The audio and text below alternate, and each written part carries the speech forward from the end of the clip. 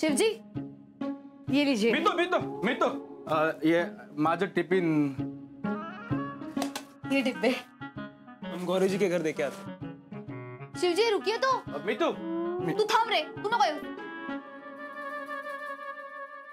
तुमच्या सगळ्यांमुळे घर गेलं माझं। तुम्ही त्याच्यावर विश्वास दाखवला, माझे दागिने गेले, माझे पैसे गेले, कोण देणार आता परत? आम्ही द्यायला सांगितले होते तुला। आम्ही हे आरडाओरडाचा आवाज येतोय, निशावहिनी भांडतायत वाटतं। आता दागिन्यांसाठी छळ मांडलाय माझा। जोरदार झगडा चालू आहे। काय बोलतायत? आपण डब्बा द्यायला आलोय ना, बेल वाजवा ना। नहीं रहने दीजिए। अरे वाजवा ना। डिब्बे बाद में दे देंगे। अरे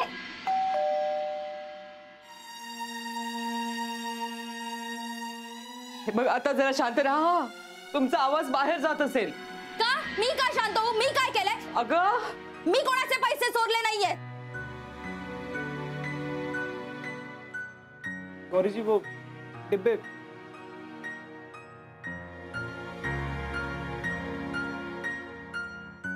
गौरी काय झालं? घरात भांडण चालू आहे का? निशावहिनीचा आवाज येतोय बाहेरपर्यंत। काही झालेलं नाही, तमाशा बघायला आलात का तुम्ही? जी वो डिब्बे। ठेव तिथे, चल का।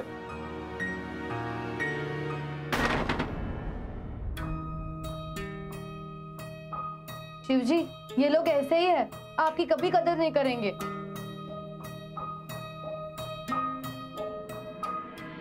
लाजा नाही वाटत तुम्हाला? बाहेरच्या लोकांसमोर तमाशा करतो। अहो तुम्ही शांत व्हा। हा मी शांत आहे म्हणून चालायचं हे सगळं। निशा तू शांत हो, आज जा बघू। अन्नची तू जरा बाहेर फिरून ये, जरा जा। तुम्हाला काय जातोय हो बोलायला? तुमचे नाही माझे दागिने गेलेत। स्वतःचे गेले असते ना तर कळलं असतं मला किती त्रास होतोय ते। आता कोण करून देणार आहे माझे दागिने? तुला हे नसते उद्योग करायला आम्ही सांगितलं होतं का? हा?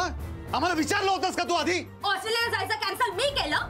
तुझ्या घरच्यांनी तुझ्या आयुष्याची वाट लावलीये। या विकीला घरात कोणी आणलं ह्या सगळ्यांनीच ना? आणि हे सगळं जे काही घडलंय ना ते ह्यांच्यामुळेच घडलंय।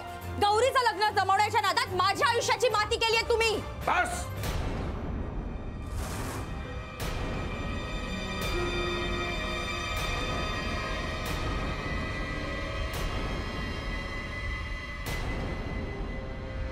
यापुढे एक शब्द जरी बोललेस तरी याद राख, सांगतोय तुला मी। मागापासून बडबड करतेस तू आणि ऐकून घेतो तू, जास्तीच बोलतेस तू। आम्ही तुला सांगितलं होतं पैसे दे म्हणून, दागिने तू त्याला दिलेस, आम्हाला विचारून दिलेस। 11 मजल्यावर तो फ्लॅट घेणार होतीस, तिथं आम्हाला राहायला बोलवणार होतीस तू। नवऱ्याला सुद्धा माहित असताना निर्णय घेतलास तू इतका मोठा। तुमच्या घर खर्चाच्या पैशावर हे घर नाही चालवत मी। माझी सासू मेहनत करते घर खर्चासाठी, कुणी कोणावर उपकार करत नाहीये। घसा दुखत असताना सुद्धा बायको शिकवणे करते, सगळे काम करतायत। जाऊ दे नचिकेतची नोकरी गेली तर, त्याचा बाप जिवंत आहे अजून, बसून खायला घालीन त्याला मी।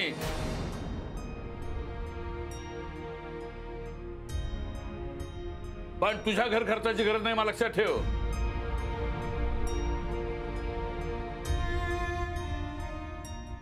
झाली चूक आमची। गौरीसाठी बघितला मुलगा, चांगला वाटला मला। तो आम्हाला फसवून गेला, तुलाही फसवून गेला। Paneer mushroom stick with barbecue sauce करण्यासाठी लागणारे साहित्य: किसलेलं गाजर, उकडलेला बटाटा, पनीर, तांदूळाचं पीठ, रवा, मटार, मशरूम, कोबी, मीठ, मिरची, कोथिंबीर आणि बार्बेक्यू सॉस। कृती: प्रथम एका बाउलमध्ये किसलेलं गाजर, उकडलेला बटाटा, कुस्करलेलं पनीर, मटार, मशरूम, हिरवी मिरची, कोथिंबीर, कोबी, मीठ आणि तांदूळाचं पीठ घालून सर्व एकजीव करून घ्यावं। तयार मिश्रणाच्या स्टिक बनवून रव्यामध्ये घोळवून गरम तेलात तळून घ्याव्यात आणि सर्व्ह कराव्यात। मामी, कोणता भक्त हाक मारतो आहे? ध्यानात इतके मग्न आहात? बाणाईला भेट घ्यायची आहे देवी। वाटलंच मला, ही अस्वस्थ असणं स्वाभाविकच आहे। तिच्या दृष्टीने हे सारंच गोंधळून टाकणार आहे। अशा वेळी तिला तुम्हाला किंवा मला भेटावं असं वाटणं हे स्वाभाविक आहे। नमस्ते अंकल जी, वो हमें आपसे। कशा करता आलेस तू इथे? विकीची चाहरी करायला? काय समजतो काय स्वतःला तू? अरे आजारपणात माझा जीव वाचवला म्हणून घरातल्या पोरी बाळींवर। अरे कुठून कुठून येता तुम्ही, नाही ते उद्योग धंदे करता इथं? खपवून घेणार नाही मी, सांगतो तुला। मी फार वाईट माणूस आहे, लक्षात ठेव. हा, पोलिसात देणार होतो तुला. केवळ विके आडवाला म्हणून लक्षात ठेवलं, ते इथून दिंड काढणार होतो तुझी मी. मामा, आता आपण काहीच करू शकत नाही.